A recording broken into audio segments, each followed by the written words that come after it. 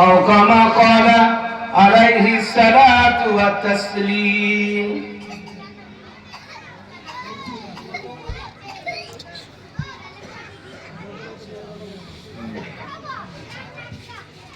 সমস্ত প্রশংসা আল্লাহ সুবহানাহু ওয়া তাআলা।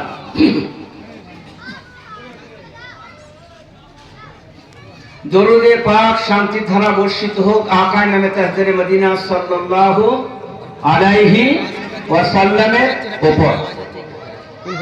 সন্ধ্যা থেকে নিয়ে এ পর্যন্ত আপনাদের গ্রামের ছোট ছোট বাচ্চা বাচ্চিরা নিচে বসুক, ইমাম সাহেব গুরুত্বপূর্ণ কথা আপনাদের সামনে রাখছিলেন, আপনারা দিলের কান দিয়ে শুনছিলেন। গ্রাম বড় হোক ছোট হোক, মজলিস বড় হোক ছোট, দেখার কোন বিষয় হলো যে আপনার এবং আমার মজলিস, যে দিনের মজলিস, এই মজলিসটা ফেরেশতাদের মজলিস, গুরুত্বপূর্ণ মজলিস। এই মজলিসে আপনি দেখতে পাচ্ছেন না, আমি দেখতে পাচ্ছি না, যখন নিয়ত করা হয়েছে আল্লাহর জন্য খালিস, আপনারা যে লোক কটা আছেন একটু দিলের কান দিয়ে শুনবেন। আমি কোরআনের পাকের 3টি আয়াত 3টি জায়গা থেকে এবং 3টি হাদিস 3টি জায়গা থেকে এই 6টি পড়েছি। এর ভিত্তিতে কোনো আলতো ফালতো কথা, ঘটনা, এদিকার ওদিকার কোনো কথা নাই, ডাইরেক্ট কোরআন এবং হাদিসের কথার দ্বারা আমি এবং আপনি শোনা বলা আল্লাহকে রাজি করার উদ্দেশ্যে যেন উপকৃত হতে পারি, তাহলে আমাদের আজকের এই মাহফিল আর এই গ্রাম আমরা সবাই ধন্য হব ইনশাআল্লাহ। আমরা অন্যদিকে তাকাবো না, বিশেষ করে আমার মা এবং বোনেদেরকে আমি অনুরোধ করব, বাচ্চাদেরকে যাতে করে তারা আওয়াজ না করে, না চিল্লায়, ওদেরকে একটু বুঝাবেন। বাচ্চা গুটি কটা কথা একটু মন দিয়ে শুনবেন। আমার যে আপনার মা বোন আছেন তেনাদেরকে অনুরোধ করব যে অনেক সময় হয় কি, মানুষ বয়ান শোনা হয় কিন্তু বয়ানের মধ্যে যে গুরুত্বপূর্ণ কথা রাখা হয় অন্তর দিয়ে শোনা হয় না, শুনলে অনেক কাজ, ওখানটা অনেক লোক বসতে পারবে। সেই জন্য মাইকটা বন্ধ করে দেবে ওখানটা। আপনাদেরকে আমি বিনীতভাবে নিবেদন করবো যে একটু অন্তরের কানে শুনবেন, মজলিসটা একটু শান্ত হবে, বিক্ষিপ্ত হবে না। আল্লাহ তাআলার কথা অশেষ মেহেরবানি দয়া, আপনাদের গ্রামে কি সুন্দর মসজিদ, এই ক্ষুদ্র গ্রামে, কথা বলুন না, কথা বলুন, ক্ষুদ্র গ্রামে আপনারা যে নিজের উপরে একটা চাপ নিয়েছেন, এত বড় একটা ফার্স্ট ক্লাস মসজিদ করেছেন, তাতে আপনারা অংশগ্রহণ করেছেন, আবার একটা দোয়ার মজলিস রেখেছেন, মানে বাহাদুর বলতে হবে আপনাদেরকে, ভাগ্যবান বলতে হবে আপনাদেরকে। আপনারা দিনকে ভালোবাসেন আর আল্লাহ আপনাদেরকে ভালোবাসেন, যার কারণে এরকম একটা ক্ষুদ্র মাহফিল আপনারা আয়োজিত করেছেন। তো আল্লাহ তাবারক ওয়া তাআলা আপনাকে এবং আমাকে, ঠিক আছে ঠিক আছে, এহ জগতে পর জগতে কামিয়াবি করবে আর আমরা কামিয়াব হব। আমাদেরকে তিনি এমন একটি দিন দিয়েছেন যে দিন হলো আল্লাহ তাবারক ওয়া তাআলার পছন্দনীয় দিন। হজ্জাতুল বিদা, আখিরি হজে আল্লাহ রাসূল বললেন, আল-ইয়াওমা আকমালতু লাকুম দীনাকুম ওয়া আতমামতু আলাইকুম নি'মাতি ওয়া রাদিতু লাকুমুল ইসলাম দীনান। আল-ইয়াওমা আকমালতু লাকুম দীনাকুম,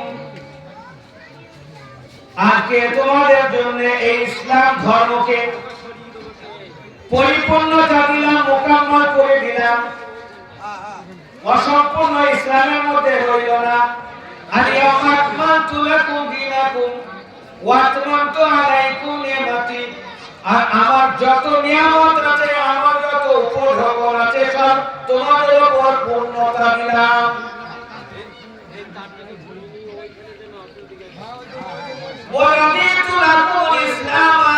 ইসলাম, আর ইসলাম ধর্ম তোমাদের দিনের জন্য আমি আল্লাহ রাজি হয়ে গেলাম। আমি আমার রেজামন্দির সহকারে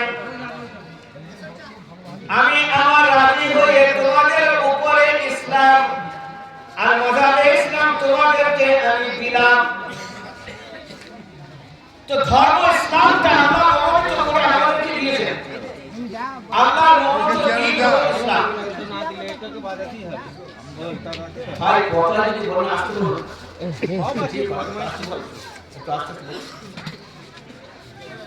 তো ইসলাম আমাদের যে দিন আর কোরআন হলো আমাদের রাহবার, আর তার ব্যাখ্যা করেন আলা জনাবে মুহাম্মদ রাসূলুল্লাহ সাল্লাল্লাহু আলাইহি ওয়াসাল্লাম। যে জাতির কাছে কোরআন আছে, যে জাতির কাছে রাসূল পাক সাল্লাল্লাহু আলাইহি ওয়াসাল্লামের আহাদিসে মুবারক আছে, সেই জাতির কাছে পথভ্রষ্ট হওয়া আর তার দুনিয়ার বুকে কষ্ট পাওয়া, আখিরাতে কষ্ট পাওয়ার কোনো যুক্তি হয় না।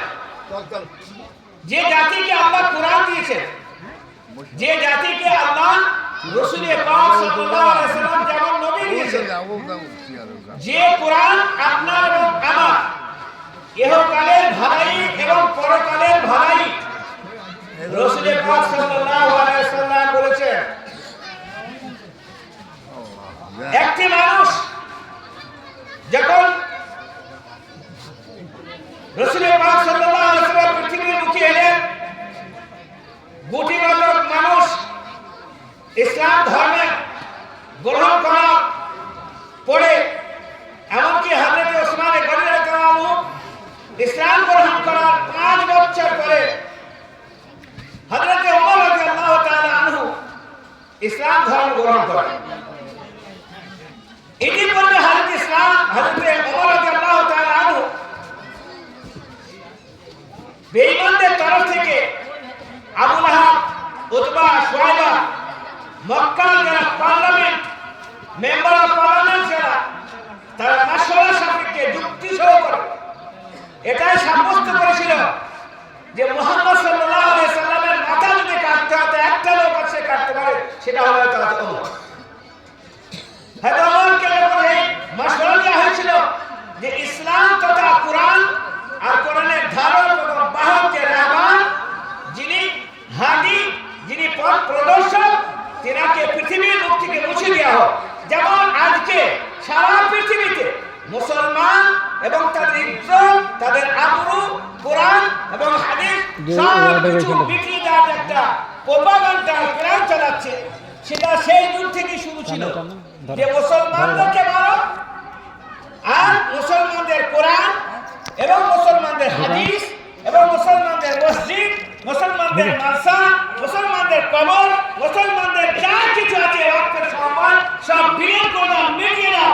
এদের ছেলেরা, এদের মেয়েরা যেন আমাদের মতো দিন হারা আর দিশে হারা আর দুনিয়ার গোলাম আর নর্তকী জীবনযাপন করতে যেন শুরু করে দেয়, তার পূর্ণ ব্যবস্থার মধ্যে একটা হলো যে কোরআনকে দুনিয়ার মুখ থেকে শেষ করো। তাই দেখবেন মোবাইলের মধ্যে বারবার আপনি পান যে কোরআনকে কেউ প্রায় করে নাউজুবিল্লাহ, কেউ পড়াচ্ছে, কেউ অমুক করছে, তমুক করছে, আর সোশ্যাল মিডিয়া ছেড়ে দিচ্ছে, আর তারা মুসলমানদেরকে ভাবাচ্ছে যে এই কোরআন আমরা এমন করতে পারি, তোমরা আমাদের কিছু করতে পারো না। দেশ বিদেশে আমাদের ছেলেরা কাজ করতে যায়, সেখানে তাদের ধরে ধরে মারা হয় আর তাদেরকে বলা হয় জয় শ্রীরাম বল। কারণ যে তুমি মুসলমান থেকে ফিরে এসো, আর নচেত এইভাবে মার খাও। আমরা এমন একটা অপদার্থ হয়ে গেছি, আমরা এমন একটা জায়গায় এসে পৌঁছে গেছি যে কোরআন যদি মানি তাহলেও ফেক, আর কোরআন যদি না মানি তাহলেও ফেক। কোরআন মানলে পরে এরা এমন মারছে, উড়িয়ে দিচ্ছে, আমাদের মসজিদ ভেঙে দিচ্ছে, জেসিবি করে মসজিদ ভেঙে দিচ্ছে, মুসলমানদের ঘর ভেঙে দিচ্ছে, মার্কেট ভেঙে দিচ্ছে, জওয়ানদের জেলে ভরে দিচ্ছে, ছাড়া বলার কেউ নাই। মনে মনে নিজেকে ভাবছি যে অসহায় এ পৃথিবীর মুখে অন্ধকার নেমে এসছে, যেন সূর্য লোক পেয়ে গেছে, চন্দ্র যেন তার আলো দিয়া বন্ধ করে দিয়েছে, মুসলমানদের পক্ষে আর কেউ না। কে বলছে? মুসলমানরা বলছে মুসলমানদের পক্ষে আর কেউ নাই। আর আল্লাহ কি বলছে? আমি আমরা সবাই ভাবছি যে মুসলমানদের বড় দুর্দিন, আর আমি আপনাকে বলছি যেটা কোরআন বলছে, যে জাতির কাছে কোরআন আছে তার যদি দুর্দিন হয় তাহলে পরে জানবে সেই জাতি মিথ্যাবাদ।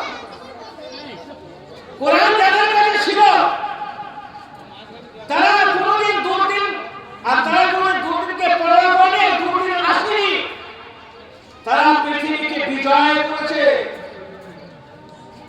তাদের মেয়েরা, তাদের জওয়ানরা, তাদের সংখ্যা লঘু ছিল, সংখ্যায় কম ছিল, অস্ত্র ছিল না, সংখ্যা ছিল না, এতটা শত পৃথিবীর মুখে হয়তো আমার যেরকম ভাবে বাদশাহ 90 লাখ বর্গ কিলোমিটারের উপরে পৃথিবীর বুকে রাজত্ব করেছে, যিনি হযরতে জনাবে মুহাম্মদ রাসূলুল্লাহ সাল্লাল্লাহু আলাইহি ওয়াসাল্লামের মাথা কাটতে এসেছিলেন ইসলাম গ্রহণের আগে।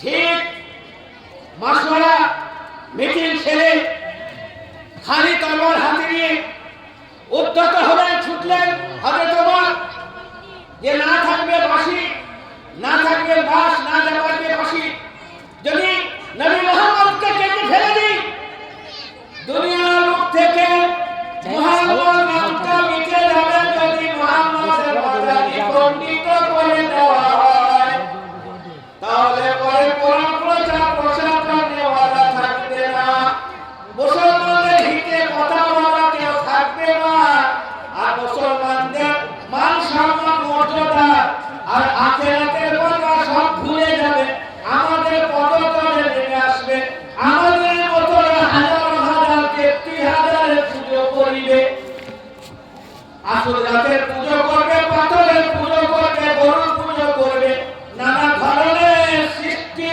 সৃষ্টি হয়ে পুজো করবে, যখন কখনো কালী পুজো করবে, কখনো সরস্বতী পুজো করবে, কখনো মনসা পুজো করবে, তারা আমাদের মতো আকীদা, তাদের বিশ্বাস হয়ে যাবে, মসজিদে যাওয়া বন্ধ হবে, কোরআন মানা বন্ধ হবে, আর বিশ্বনবী সাল্লাল্লাহু আলাইহি সাল্লামকে মানবে না।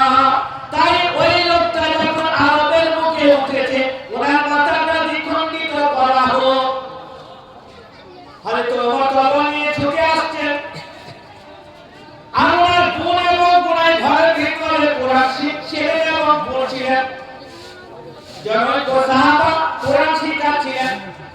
রাস্তায় যখন আসছে তাকে সাহাবী জিজ্ঞাসা করেন, আরে ওমর, তলোয়ার নিয়ে এত ছুটে এত কোথায় চলেছ?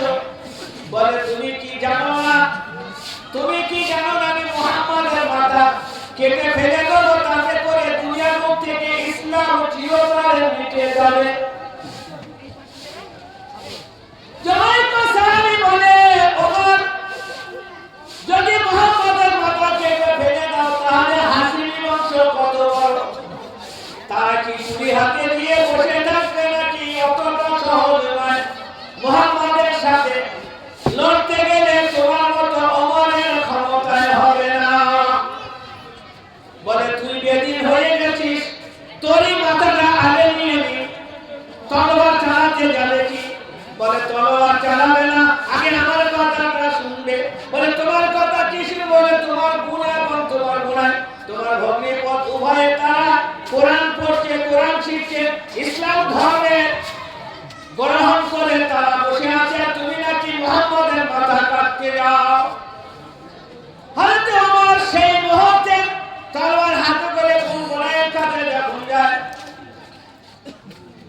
দেখে তারা ঘরের ভিতরে কোরআন পড়ছিল, হয়তো ওমরের সারা শোনার সঙ্গে সঙ্গে বোন ফাতিমা তাড়াতাড়ি আমার স্বামীকে ঘরের একটি কোণে বিছানার পাশে লুকিয়ে দেয়, আর যে কোরআনটা পড়ে যায় তখন পাট হয়েছিল, তাড়াতাড়ি তাড়াহুড়ো করে পড়তে গিয়ে কতগুলো পাতা পড়েছিল, তার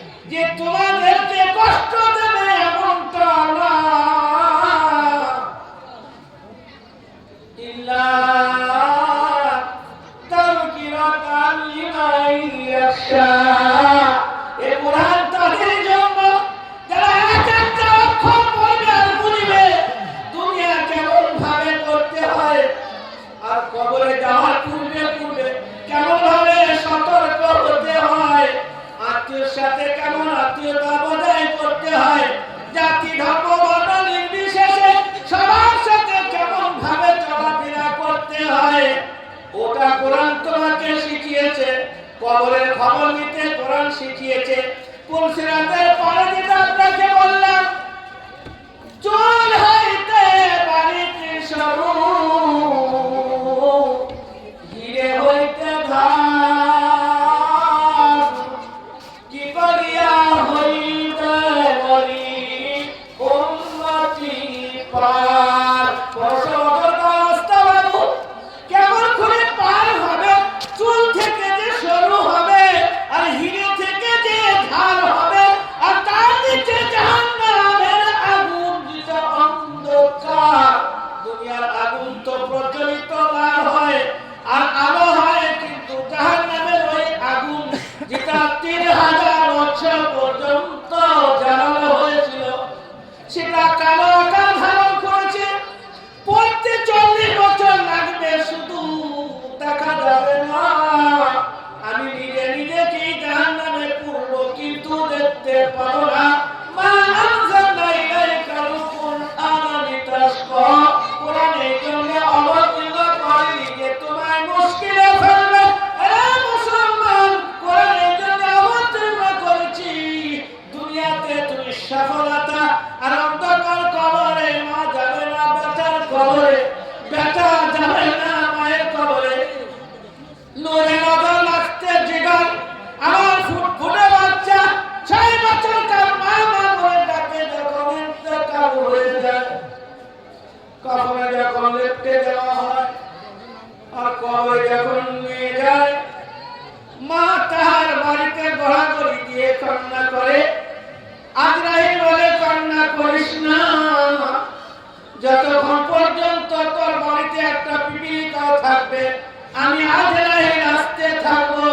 নিজের কান্না কর, কান্না করে কোনদিন পার পাবি না। কুল্লু নাফসিন যায়িকাতুল মাউত, আইনামা তাকুনু ইউদরিকুমুল মাউত ওয়ালাউ কুনতুম ফি বুরুজিন মুশাইয়্যাদা। লোহাকের উপরে যদি থাকো, বাবা বাচ্চা তোমাকেও যেতে হবে।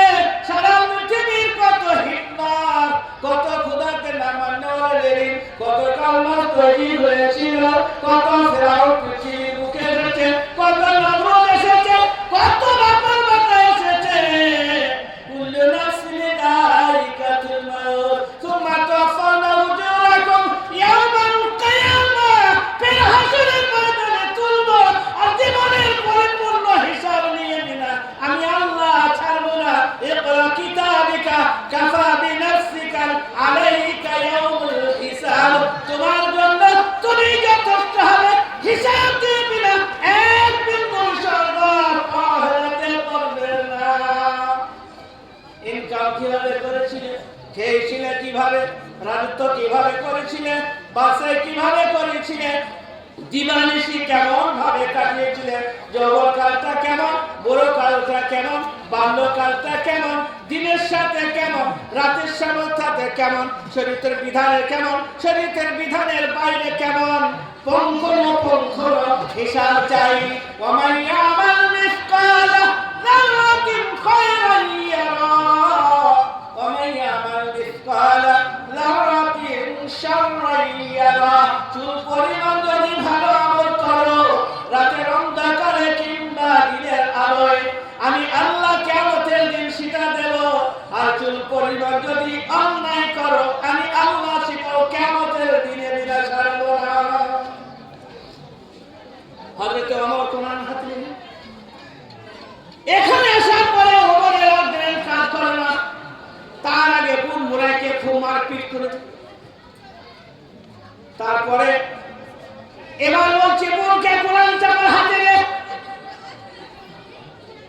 ফাতিমা বললেন, ভাই তুই যতই মারবি মার না, আমিও তোর বোন, ভয় করি না। কোরআন তোর মতো নাপাকে হাতে দেব না, যতক্ষণ পর্যন্ত পাক না হবি কোরআন তোর হাতে দেওয়া যাবে না। কোরআন বলে লা ইয়ামাসসু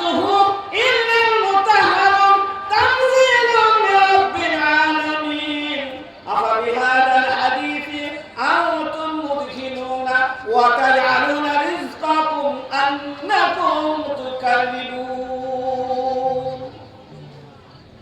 এই কোরআন কোনদিন নাপাক নয়, বরং বিনা অজুতে স্পর্শ করা যায় না। ওমর বাধ্য হয়ে কি করে, তাড়াতাড়ি গিয়ে গোসল করে, পাখি হাসিল করে, এবার এসে বোনের হাতে কোরআন নেয়, আর যখন বলে তাহা মা আনজালনা ইলাইকাল কুরআন লিতাশকা ইল্লা তাযকিরাতান লিমান ইয়াখশা, বলে আমি এখানে থাকবো না, চলো চলো সেই মুহাইবের কাছে, রাহবার কাছে, দোজাহানের বাদশা সরকারে মদিনা সাল্লাল্লাহু আলাইহি সাল্লামের কাছে যাওয়ার পরে বললেন, ইয়া রাসূলুল্লাহ, ইয়া হাবিবাল্লাহ, বড় অন্যায় করেছি, ভুল করেছি, হাত বাড়িয়ে দিয়ে আমি ইসলাম ধর্ম আপনার হাতে গ্রহণ করব, আজ থেকে আপনার গোলাম হয়ে যাব। লা ইলাহা ইল্লাল্লাহু মুহাম্মাদুর রাসূলুল্লাহ। জনাবে রাসূলুল্লাহ বলেন, শোনো রে ওমর, গতকাল বৃহস্পতিবার ছিল, আর বৃহস্পতিবার দিন গত রাতে জুমেরাতের দিনে আল্লাহর দরবারে আল্লাহ রাসূল দোয়া করেছিলেন, আল্লাহ গো, এই দুটো বড় হিম্মতওয়ালা জওয়ান, বড় শক্তিধর জওয়ান, বড় দুর্ধর্ষ, বড় দুশমন আমার, একটা হলো আবু জেহেল আর একটা হলো ওমর, উভয়ের মধ্যে যাকে আপনি পছন্দ করেন আল্লাহ তাকে ইসলামের দৌলত দিয়ে আমার অনুগত আপনার গোলাম বানিয়ে নিন। কালকের দোয়া বুঝি ওমর তোমার হকে কম হয়েছে, তাই নাকি তোমাকে ওই তাহা মা আনজালনা পড়ার সৌভাগ্য হয়েছে। ওমরকে ঘরে রেখে, ওমরকে ঘরে রেখে কে বল, আরে কোরআন ঘোরালে, কে ঘোরালে? ওমরকে ঘোরালে কোরআন। হযরত ওমর রাদিয়াল্লাহু তাআলা আনহু এত বড় বাদশা পৃথিবীর বুকে এরপরে কোনদিন আসেনি, আসবে না, এর আগে কোনদিন আসেনি, আসবে না। হযরত ওমর ইসলামের দুশমন ছিলেন, ঘুরে পাকে কোরআন বুঝতে লাগলেন, আর সামনে সামনে বলে বড় ভুল করেছি, বড় ভুল করেছি, আমি রাসূল চিনতে পারিনি, কোরআন চিনতে পারিনি। যে তলোয়ার দিয়ে কাল মুহাম্মদের মাথা দিতে গিয়েছিলাম, বলে বিশ্ব নবী, যদি ইসলাম সত্য ধর্ম হয় আর কোরআন আল্লাহর কিতাব হয়, তাহলে পরে ঘরে বসে নামাজ পড়ব না, কাবা ঘরে গিয়ে নামাজ পড়ব। আমি আমার আগে যাব, আর আমার হাতে থাকবে তলোয়ার। সাহাবাদের ছোট জামাত নিয়ে ইতিপূর্বে কাবা ঘরে নামাজ পড়ার হিম্মত ছিল না। হযরত ওমর বললেন, যার মা চায় তার সন্তান কে দুনিয়ার বুক থেকে সরিয়ে দেব, যার স্বামী চায়, যার স্ত্রী চায় যে সে বিধবা হবে, তা সে যেন ওমরের সামনে আসে, আর ওমর বাইতুল্লাহ আযান দিয়ে নামাজ পড়বে। কারোর হিম্মত থাকলে আজকে আমাদের মুখে রাগাবে। হয়তো ওমর এসে বাইতুল্লাহ নামাজ পড়ালেন, হয়তো ওমরের সাথে টাকরাও হলো, কিন্তু পৃথিবীর বুকে ওমরকে হারানোর মতো মায়ের সন্তান কোনদিন আসেনি। যেহেতু রাসূলের দোয়া জুমেরাতের দিনে হযরত ওমরের হকে ফিট হয়ে গেছে, কিসমত চমকে দিয়েছে, কোরআনে তাহা পড়ার সাথে সাথে আল্লাহ আরশের মেহমান তৈরি করে নিয়েছেন। যে কোরআনকে যদি ওমরকে ঘোরাতে পারে, আর আমরা যদি প্রথম থেকে আছি মুসলমান, আমার কোন মুসলমান, আমার বাচ্চারা মুসলমান, যদি তারা কোরআন পড়ে, তাদের স্পিডটা, তাদের গতিটা, তাদের বাহাদুরিটা, তাদের রাজত্ব, তাদের টেকনিকটা, তাদের ট্যালেন্টটা কত হতে পারে, এটা আপনি আশ্চর্য করবেন, আশ্চর্য হবেন। আপনি হয়তো ওমরের দু একটা ঘটনা, হয়তো ওমর রাদিয়াল্লাহু তাআলা যিনি বিশ্বনবী দুনিয়ার বুকে থেকে চলে যাচ্ছেন, যে ওমর জাহান্নামের টুকরো, জাহান্নামের খোরাক হয়ে গিয়েছিল, আল্লাহ রাসূল পাক সাল্লাল্লাহু আলাইহি ওয়াসাল্লামের হাত ধরে জান্নাতের সবথেকে বড় এবং তৃতীয় খলিফা মুসলমানদের, এবং যার জন্য আল্লাহ সুবহানাহু ওয়া তাআলা বলেছিলেন আমার পরে যদি কোনো নবী আসতো তাহলে ওমরকে আল্লাহ নবী করত। আমার পরে নবী আসবে না, তাই আমার পরে নবী নেই, ওমর নবী আসতে হতো।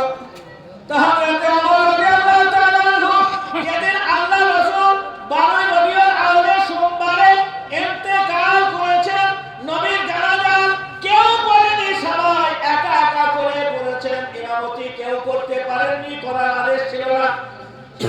সেদিন সবাই কান্না করছিলেন, আর হযরতে ওমর এমন কান্না কাঁদছিলেন, তলোয়ার হাতে ছিল, আর বলছিল নবী ইন্তেকাল হয়ে গেছে যদি কেউ বলে তাহলে ওমরের তলোয়ার তার মাথার উপরে চলবে,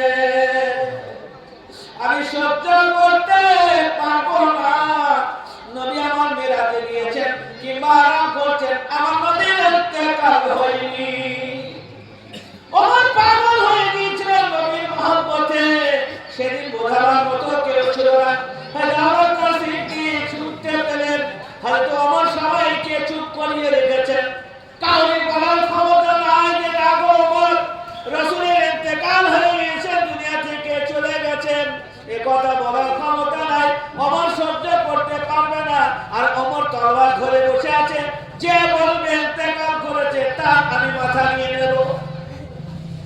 হয়তো কর্মী বাহাদুর পিছন থেকে এলেন, কাঁধে একটা হাত মারলেন আর বললেন আমা মুহাম্মাদুর ইল্লা রাসূল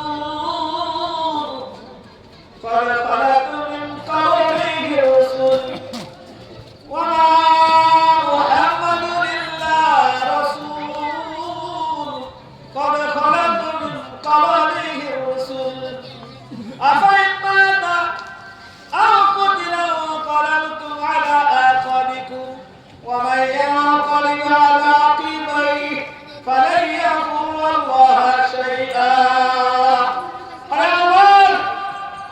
মুহাম্মদ সাল্লাল্লাহু আলাইহি সাল্লাম ইন্তেকাল করেনি একথা তুমি বলতে না। ওমা মুহাম্মাদুন ইল্লা রাসূল, মুহাম্মদ তো রাসূল, মুহাম্মদ তো আল্লাহর বান্দা, মুহাম্মদ তো আল্লাহ নয়। আল্লাহর শুধু মওত হবে না, বাকি ওয়ালি কুতুব আবদাল গ্রামের হোক আর ঘাটের মাঠের যেখানকার হোক না কেন, ও বুলেট পুরো গাড়ি নিয়ে ঘুরে বেড়াক, ওর 14 পুরুষ ঘুরে বেড়াক, ও 7 পুরুষ ঘুরে বেড়াক, ওর বংশ ধ্বংস করার জন্য আমি একটা ফেরেশতা রেখেছি, যেটা হলো আজরাইল আলাইহিস সালাতু ওয়াস সালাম। কত বীর, কত বাহাদুর, কত বান্দার বাঁচা, সব জিনিসের ইনকার, সব জিনিসকে সে অমান্য করতে পারে। আজ পর্যন্ত কোনো বীর বাহাদুর, কোনো অমুসলিম, কোনো ইহুদি, কোনো নাসারা, খ্রিস্টান বলতে পারেনি যে আমাদের কারণে মৃত্যু হয়নি। আপনাদের গ্রামে যদি বলি যে ভাই দেখা পড়ায় কোনো মানুষ মরেছে নাকি,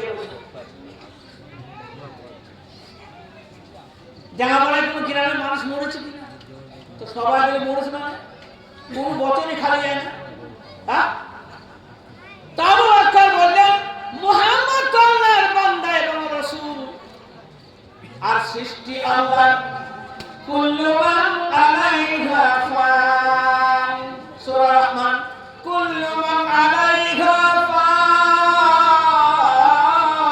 ওয়া বাকা ওয়াজহু রাব্বিকা যুল জালালি ওয়াল ইকরাম। পৃথিবীর বুকে এমন একটা দিন আসবে যে কোন সৃষ্টি বাকি থাকবে না, যে সারা পৃথিবীর সবার জানকে নিয়ে আসে।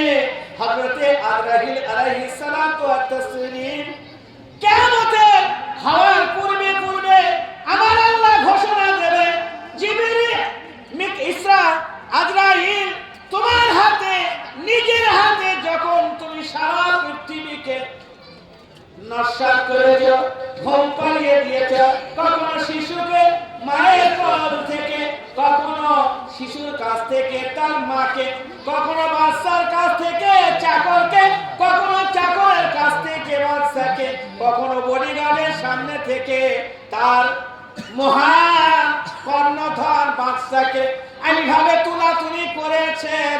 আজকে আপনার জানটা আমি দিয়ে দিন, তারপরে ফয়সালা হবে কুল্লু মান আলাইহা ফান। আর পৃথিবীর বুকে আর কোনো সৃষ্টি নাই। এমন একটা দিন আসতে চলেছে পৃথিবীর বুকে একটা সৃষ্টি থাকবে না। যদি মানেন তো কোরআন, আর যদি না মানেন তাহলে পরে বেঈমান। যখন কোরআন মানার কথা হয়েছে তখন কোরআন বলেছে সবারই ইন্তেকাল হয়ে যাবে, এমন পৃথিবীর বুকে কেউ নাই। তা ওমর রাদিয়াল্লাহু তাআলা আনহু তখন ঘুরে দাঁড়িয়ে বলছে, কোরআনে কি আয়াত ছিল? আমার তো জানা ছিল। কোরআনে যে আয়াত ছিল আমার তো জানাই ছিল না। ওয়া মুহাম্মাদুন ইল্লাহ রাসূল, মুহাম্মদ তো আল্লাহর বান্দা এবং রাসূল। আসমু কাদ খালাত মিন ক্বাবলিহি রাসূল। মুসা আলাইহিস সালাতু ওয়াস সালাম, ঈসা আলাইহিস সালাতু ওয়াস সালাম, আইয়ুব আলাইহিস সালাতু ওয়াস সালাম, জাকারিয়া আলাইহিস সালাতু ওয়াস সালাম, ইউসুফ আলাইহিস সালাতু ওয়াস সালাম, ইয়াকুব আলাইহিস সালাতু ওয়াস সালাম, ঈসা, মুসা, ইয়াকুব, দানিয়েল আর সমস্ত আম্বিয়া দুনিয়ার বুক থেকে চলে গিয়েছেন। আমিও চলে যাব, এমনটা নয় যে কোনো মানুষ দুনিয়ায় চিরদিন থাকিবে।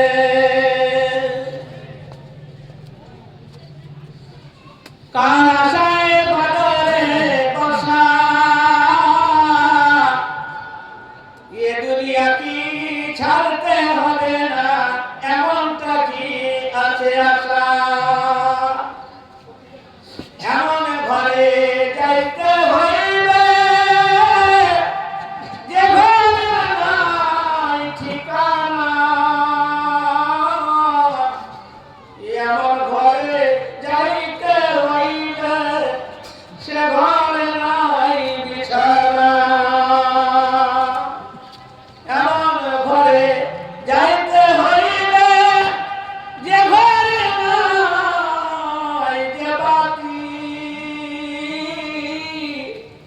এমন ঘরে যাইতে হইবে সে ঘরে নাই যে সাথী।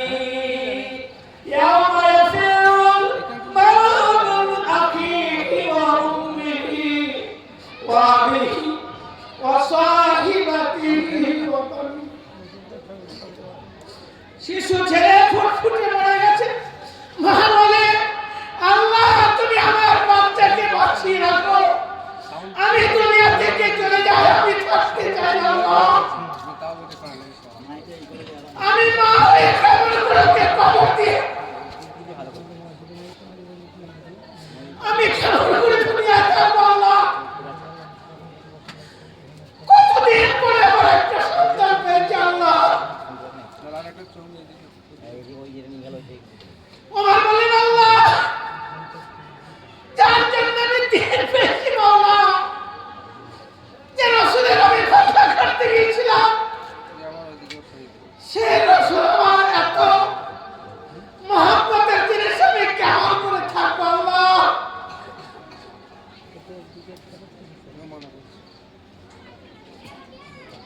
কিন্তু আমার আল্লাহ বলেন ইযা জাআ আজালু লা ইস্তাখিরুনা সাআতান ওয়া লা ইস্তাকদিমুন। মৃত্যুর সময় এলে আমি আল্লাহ ফাতিমা দেখি না,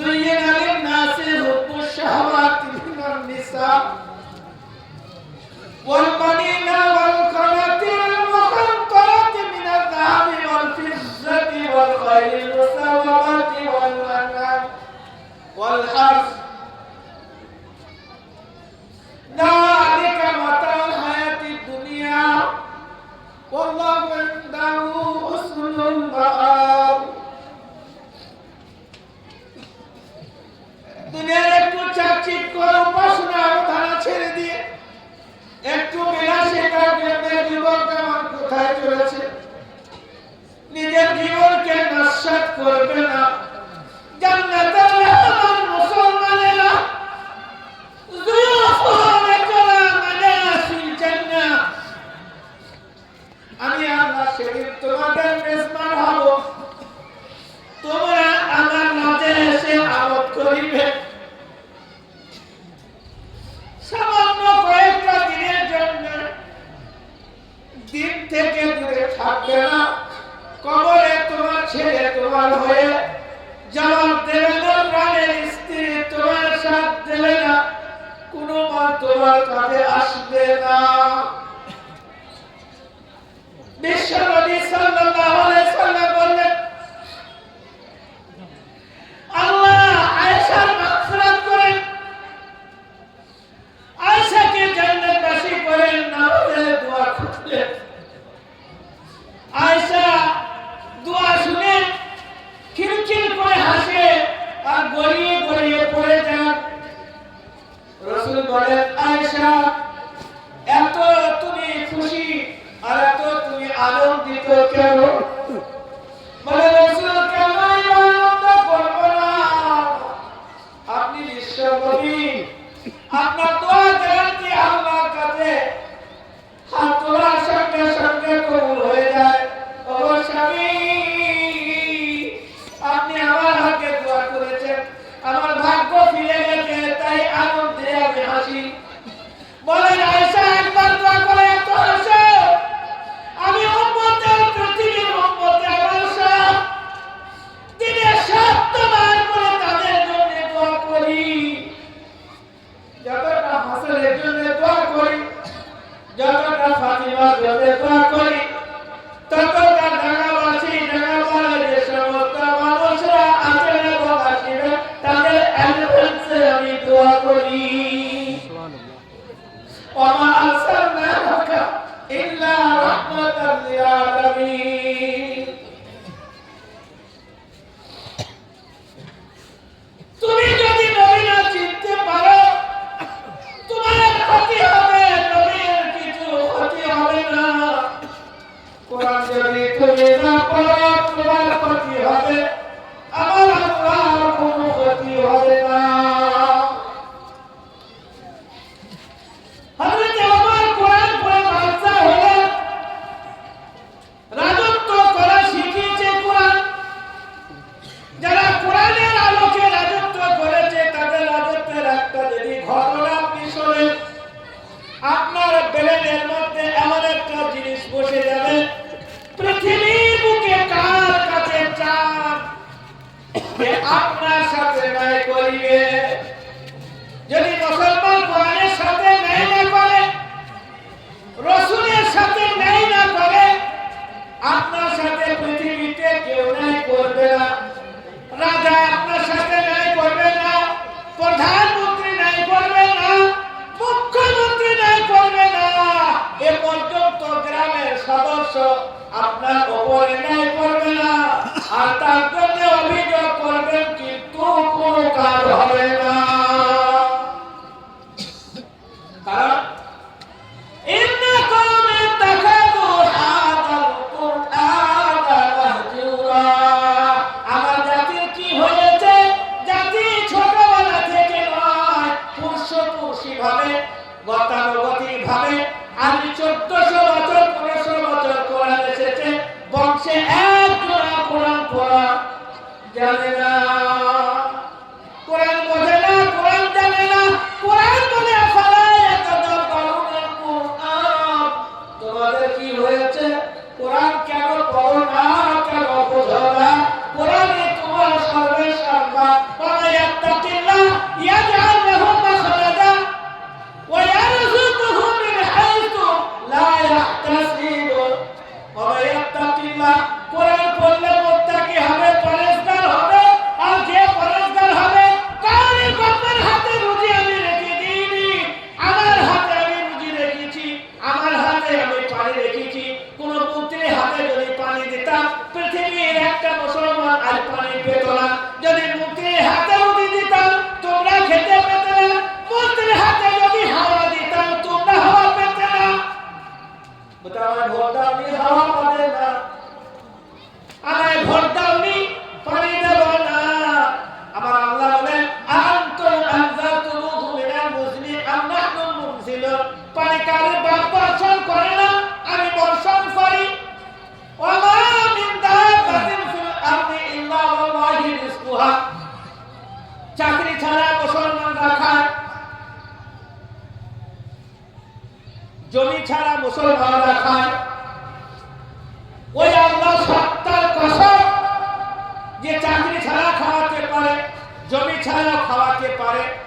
ইনকাম না করেও খাওয়াতে পারে, আর ইনকাম করেও খেতে পায় না, এমন আল্লাহ করতে পারে? কুলিল্লাহুম্মা মালিকাল মুলক তুতিল মুলকা মান তাশা ওয়া তানজিউল মুলকা মিম্মান তাশা ওয়া তুইজ্জু মান তাশা ওয়া তুযিল্লু মান তাশা বিয়াদিকাল খায়র ইন্নাকা আলা কুল্লি শাইইন কাদির। তো হযরত ওমর রাজত্ব শিখলে কোরআন পড়ে কেমন রাজত্ব করছে? একটা ঘটনা শোনো, অনেক আছে তাই পাবো না, অনেক আছে, শুধু এনা ছাড়া কিছু কথা বলার খুব পয়েন্টের কথা বলবো বলে আশা করছি। একটা ঘটনা শুধু না, ছোট্ট একটা শুনো। হয়তো ওমর রাদিয়াল্লাহু তাআলা আনহু কোরআন পড়ছে যেহেতু, এত বড় বুদ্ধিমান, এত বড় বীর, শুনো 22,12,000 পৃথিবীর অর্ধেক আয়তনের উপর যিনি প্রভাবশালী বাদশাহ, যার এলাকায়, যার জামানায় শয়তান পর্যন্ত যে রাস্তা দিয়ে হয়তো ওমর যেতেন, সে রাস্তা থেকে শয়তান ভয়ে চোটে পড়ে, ভয়ে পালিত সে রাস্তা থাকতো। তো বায়তুল মাকদিস এখন ফিলিস্তিনে যে অবস্থিত, এই ইহুদি আজ থেকে অনেকদিন পিছন থেকে নিয়ে আসে, ইহুদিদের দখলে আছে বায়তুল মুকাদ্দাস। আর বায়তুল মুকাদ্দাস সম্পর্কে, আর কোরআন সম্পর্কে, নবী সম্পর্কে পিছনের কিতাব, আসমানি 4টি কিতাবের একটা কিতাব কোরআন, অপরটি তাওরাত, জাবুর, ইনজিল। তো ইহুদিরা তাওরাত, জাবুর, ইনজিল পড়েছেন, তখন তার মানে ওনাদের সহিহ ওই কিতাবগুলো কোরআনের মতো তারা পড়েছে এবং মেনেছে। ওই কিতাবে লেখা আছে হযরত ওমর রাদিয়াল্লাহু তাআলা আনহু এমন একটা মানুষ হবেন, বিশ্বনবী সাহাবী হবেন, আর সে নাকি বায়তুল মুকাদ্দাস বিজয় হবে, যেটা ইহুদিদের হাতে আছে। তো বায়তুল মাকদিসকে দখলে আনে।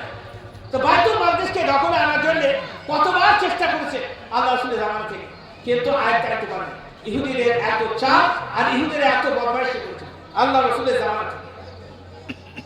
হয়তো ওমর রাদিয়াল্লাহু তাআলা আনহু একদল সৈন্য পাঠালেন, ইহুদিদের হাত থেকে বায়তুল মাকদিসকে রক্ষা করতে হবে আর অপরকে পবিত্র করতে হবে। আর এখান থেকে 700 কিলোমিটার দূর মদিনা থেকে হয়তো ওমর রাদিয়াল্লাহু তাআলা, তখন বাদশা, তখন হচ্ছে গিয়ে প্রধানমন্ত্রী হিসাবে হয়তো ওমর রাদিয়াল্লাহু তাআলা লোক পাঠিয়েছে, যাচ্ছে।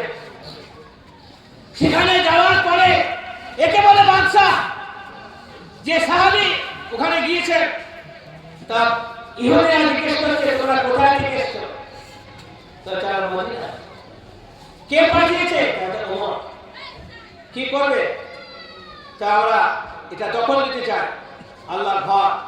আল্লাহ রাসূল 17 মাস এইদিকে মুখ করে নামাজ পড়েছে বায়তুল মাকদিসে, তারপরে কাবার দিকে মুখ করে নামাজ পড়েছে। আইনামা তুআল্লু ফাসাম্মা ওয়াজহুল্লাহ, নামাজরত অবস্থায় বায়তুল মাকদিস থেকে মুখ ছিল, সেই নামাজরত অবস্থায় মুখটা কিবলার দিকে করেছিলেন। যে ঘরে 17 মাস নামাজ পড়েছিলেন আল্লাহ রাসূল বায়তুল মুকাদ্দাস, সেই ঘরের পবিত্রতা রক্ষা করার জন্য হয়তো নিজে ছেড়ে দেবে, আর তাহলে আমাদের মুসলমান আমাদের সঙ্গে জিহাদের জন্য প্রস্তুত হয়ে যাও। বলে বাবা জিহাদ করে তোমরা আমাদের সঙ্গে পারবে না, তবে আমি জানি তোমাদের মধ্যে একটা লোক আছে, যদি সেই লোক আসে তাহলে বিনা কোনো জিহাদি তার হাতে বায়তুল মাকদিসের চাবি আমরা তুলে দেব, বিনা প্রতিদ্বন্দ্বিতা। কয়েকদিন পর অনেক চেষ্টা করে যখন সফলতা না পায়, তখন একটা লোককে চিঠি লিখে কমান্ডার পাঠায়, বাদশাহ সালামত, আপনি এলে পরে তবেই ফাতা হবে, আর তা না এলে পরে কিন্তু কোনো উপায় নেই, আমরা এখানে বিজয় হতে পারবো। হযরত ওমর বললেন যদি তাই হয়, চিঠি পাওয়ার পরে আলে ওমরকে যদি যেতে হয়, তো এমনই বাদশাহ যে বুলেট প্রুফ গাড়িতে তিনি থাকতেন না, না সেই জামানা ছিল, না তার সঙ্গে 50,000 সৈন্য তা ছিল না। তাদের তোমার একটা কুমার সময় একটা সাহারি একটা উট ছিল, সেই উটের উপরে যদি দুটো লোক চাপায় তা জায়গা হবে না। উটের উপরে কিছু খাবার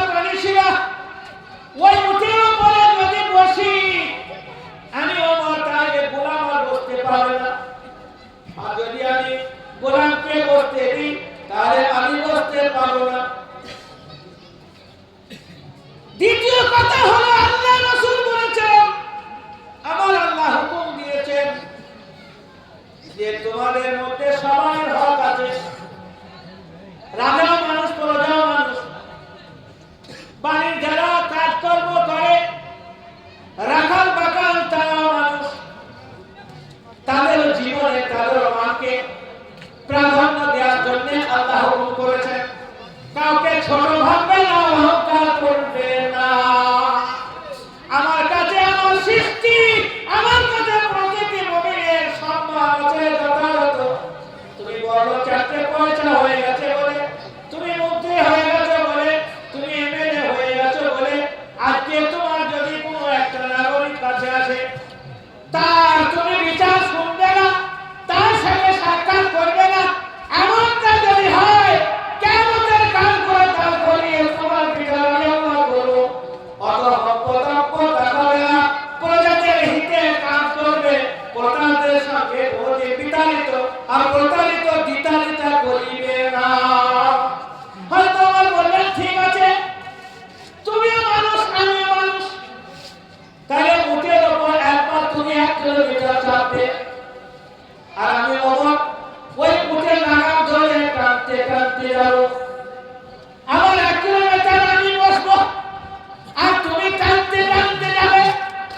তাহলে পরে বাদশা, মালিক আর বন্ধু, তাহলে পরে রাজা আর প্রজা একই জায়গায় চলে আসবে।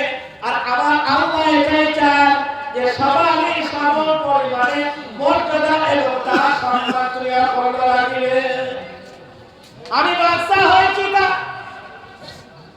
জনগণের সুবিধা করার জন্য বাদশা হয়েছি, জনগণকে অপদার্থ মনে করে নিজের মান ও মর্যাদা আভিজাত্য আর অহংকার আর শক্তি প্রয়োগ করার জন্য নয়, তবে সব থেকে বেশি শক্তিওয়ালা ইন্নাল্লাহ আলা কুল্লি শাইইন কাদির। আমার আল্লাহ বলেন সম্পদ সম্পদ উপরে ঢেউ আর শক্তির গরম পয়সা গরম থাকবে না। তিলকাল আইয়ামু নুদাবিলুহা, শক্তির সকালবেলা ধনী ভাই, ফকির সন্ধ্যাবেলা। নদীর কূল গড়ে কোন ভাবে, এই তো নদীর খেলা। সকালবেলা ধনী ভাই, ফকির সন্ধ্যাবেলা।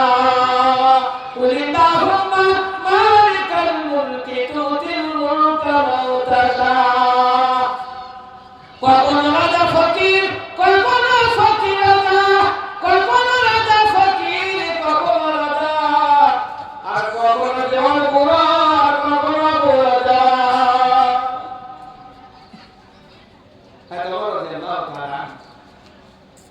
এটা ভেবে উঠের উপর চাপলেন, 1 কিলোমিটার যাওয়ার পর টুক করে গোলাম বলে, চাকর বলে, বাদশা আমার মরণ ভাইয়ের থেকে কিছু নয়।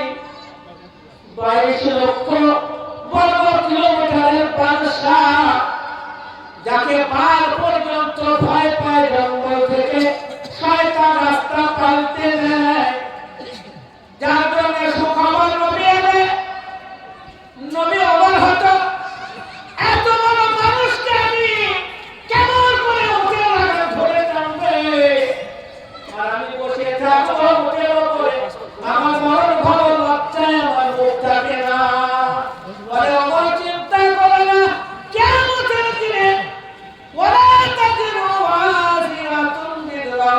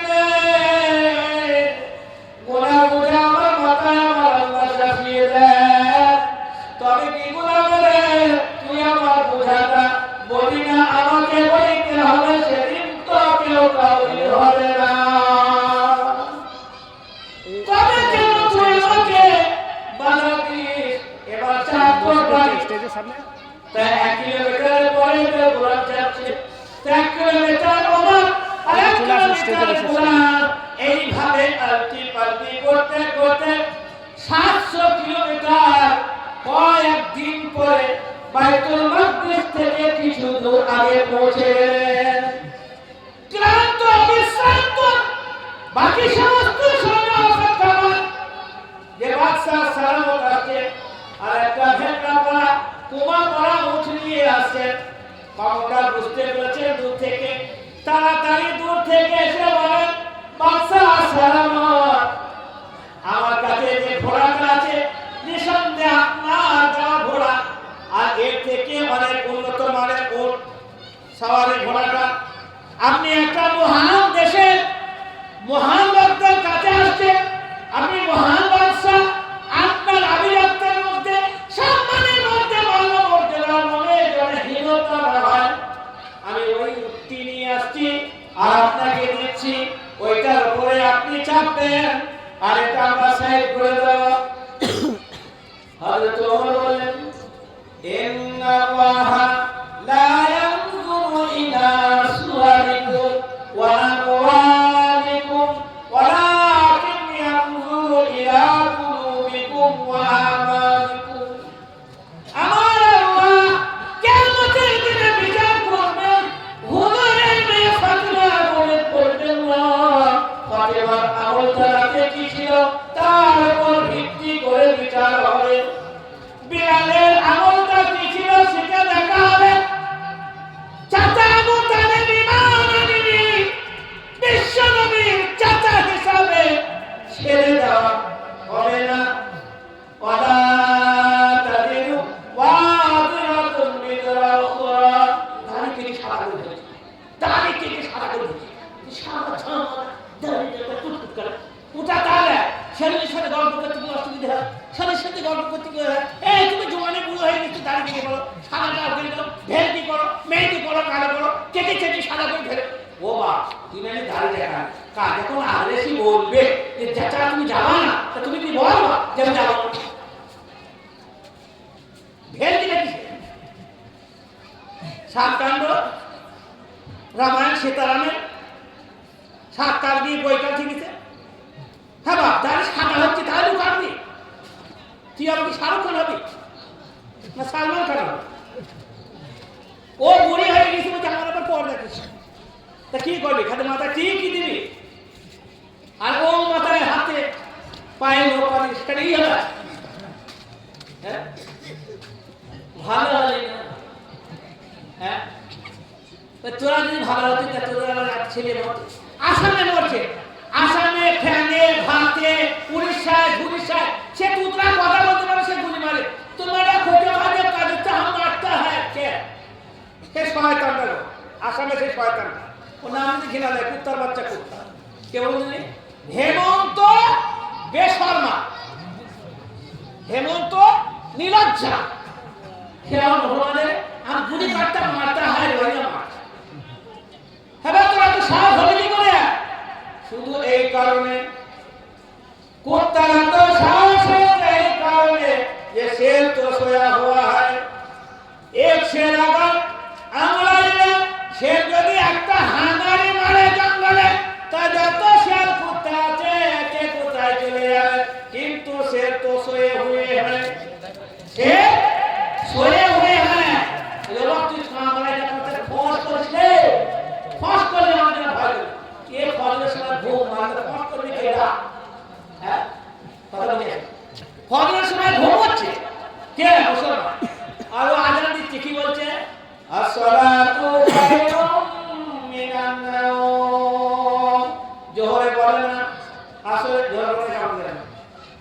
আরে কথা বলো, আপনি কেন জোহরে বলে? কোনটা? আসসালাতু খায়রুম মিনান নাওম বলে, আসলে বলে আসসালাতু খায়রুম মিনান নাওম বলে, আসলে বলে ইশারার মধ্যে সালাতু খায়রুম মিনান নাওম। এটা বলে না ইমাম সাহেব কি বলছে নাকি এটা বলতো না? আর এক ওয়াক্ত বলো কেন রে ইমাম একদিন কেন জিজ্ঞাসা করলে না? আমি কি করব? আদর ঠিক আছে তো হ্যাঁ তো ওকে বলি কেন বলি বলছে ওটা আজান তো আসল ব্যাপার, কিন্তু ওখানে আজানের কথা নাই, ওটা তোমাদের কথা। তোমাদেরকে বলা হচ্ছে আসসালাতু খায়রুম মিনান নাওম। শোনো বলে মুসলমান, ঘুম থেকে নামাজ ভালো জানো, আর ঘুমায়ো না। পাখি ওঠে, পক্ষী ওঠে, কুকুর বিড়াল পশু পাখি সবাই ওঠে, তুমি কেন ওঠো না? তুমি তো কুত্তা কুকুর না। ওমরের ঘটনাটা একটু থাক, আমার খেয়ালটা মিটিনি, তাও তোমার দেবে না। জলটা একটু ফাটিয়ে দিচ্ছি, কত জলটা করছি কত জায়গাটা ঠিক, আর 7 কালি বুড়ো হয়েছে, বুঝলেন? ওই বলে নেই বলে এই বাসায় আপনি কত কথা খাওয়ালে দাওয়াত হয় কম হয় না, আমার তো দাওয়াতের গোষ্ঠী বিক্রি করে। আবার আমি কি কিনা গুলা, আমার যেটা রোজে আছে সেটা আমি পাবো। আর যদি কোনো মাওলানা মনে করে হায় হা দিয়ে চালাবো, তবে তারও বাকালি। সুর যায় কারণ সুর বাড়া কাজু বসে আর ইলাজ করবো, তাদের বলবে ফটাফট বলতে ভালো লাগে, নাহলে অনেক ঘুম। হারিয়ে সুর বসে তো সকালবেলা কি করে দরকার। আচ্ছা হারিয়ে সুর করে মুসলমান হবে, সুর বলে হারাম। সুরের প্রত্যেকটা জিনিসটা হারাম। আইন নাজাসত করে, আইন নাজাসত মানে একদম পুরো একদম শরীরের সবচেয়ে বড় হারাম দেখা, ওর প্রত্যেকটা জিনিস। তো ও যখন দরমাটা খোলে, আব্দুল কাদের জিলানী বুনিয়াতুত তালিবিন একটা বই আছে, সেই বই লেখা আছে, মানে মৌলভী হয়ে থাকতে পারে, বই আর কি বলবে ভ্রমণ বলিস নাকি আব্দুল মুসার মানে একটা মানে রেফারেন্স দিয়ে আছে। বুনিয়াতুত তালিবিন একটা হাদিসের হাওয়া দিয়ে কি লিখছিলেন বরফি সাহেব লিখেছেন, যারা পীর ভালোবাসতো তারা তো আরো বোঝা দরকার, কিন্তু পীর ভালোবাসি কি হবে, আমার ভালোবাসি বলে যখন সকালবেলা ছেলেরা দরমা খুলে যায়, তা সুর আল্লাহর কাছে দোয়া করে, আল্লাহ কবর বলে না, আল্লাহ কার বলে?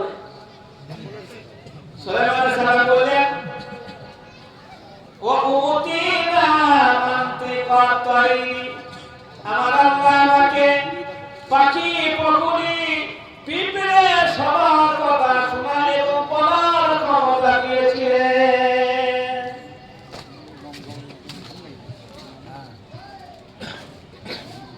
ওয়াদখুলু মাসাকিনাকুম লা ইয়াহতিমান্নাকুম সুলাইমান ওয়া জুনুদুহু ওয়া হুম লা ইয়াশউরুন।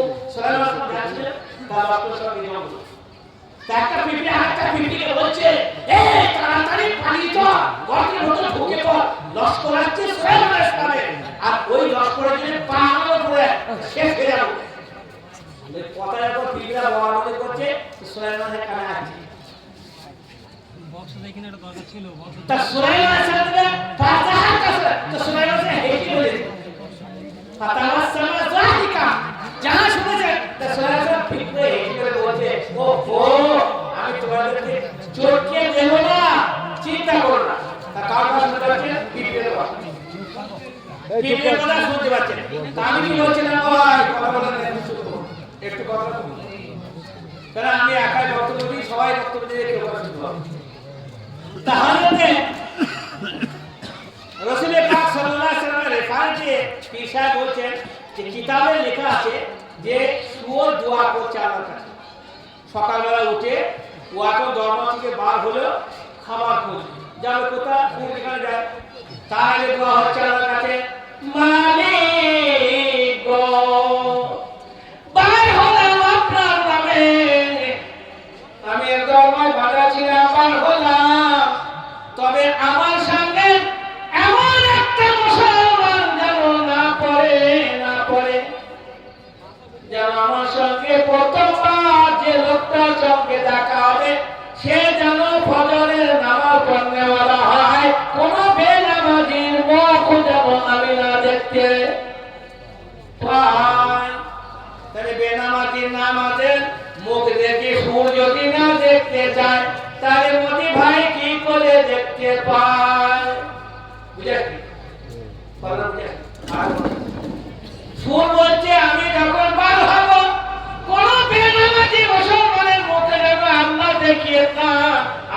ভালো যাবে না, যেন একটা নামাজি বাবুর মুখটা দেখতে পাই।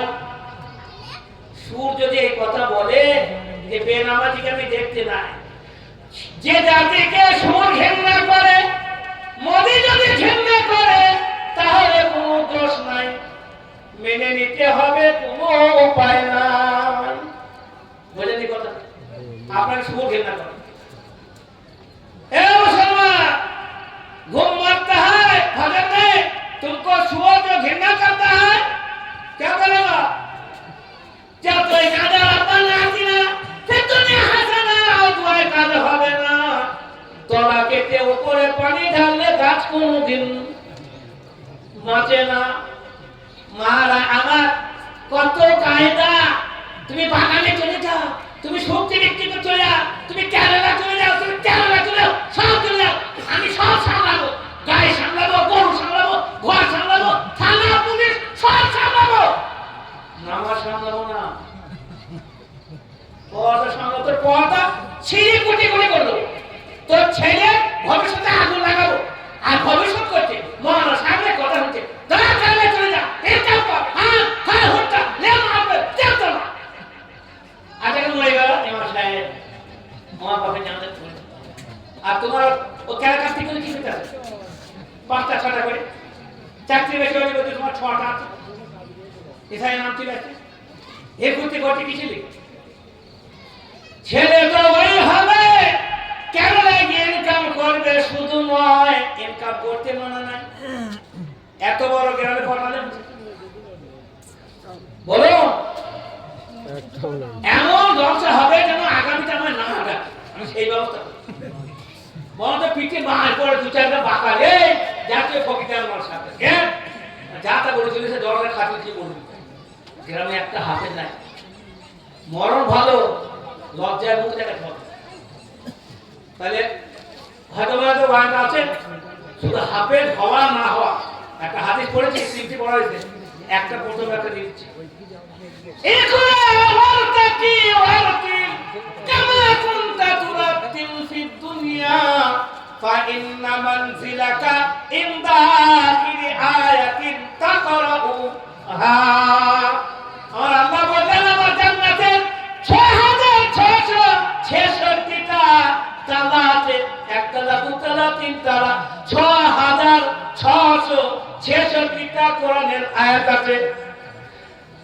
দেখা বলা একটা সৌভাগ্য বিষয়, শহীদাই মানুষের সন্তান হাফেজে কোরআন রয়েছে।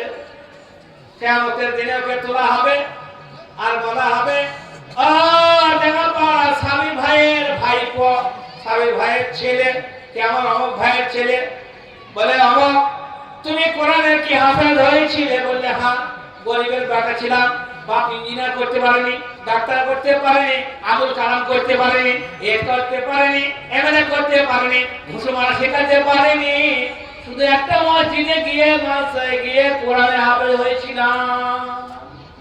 তোর মাকে আগে ডাক, তোর বাপকে আগে ডাক, বলে এটাকে আমার মা, বলে এটাকে আমার বাপ, বলে এটা নথির মেম্বরে বসা, নূরের তাজ এদের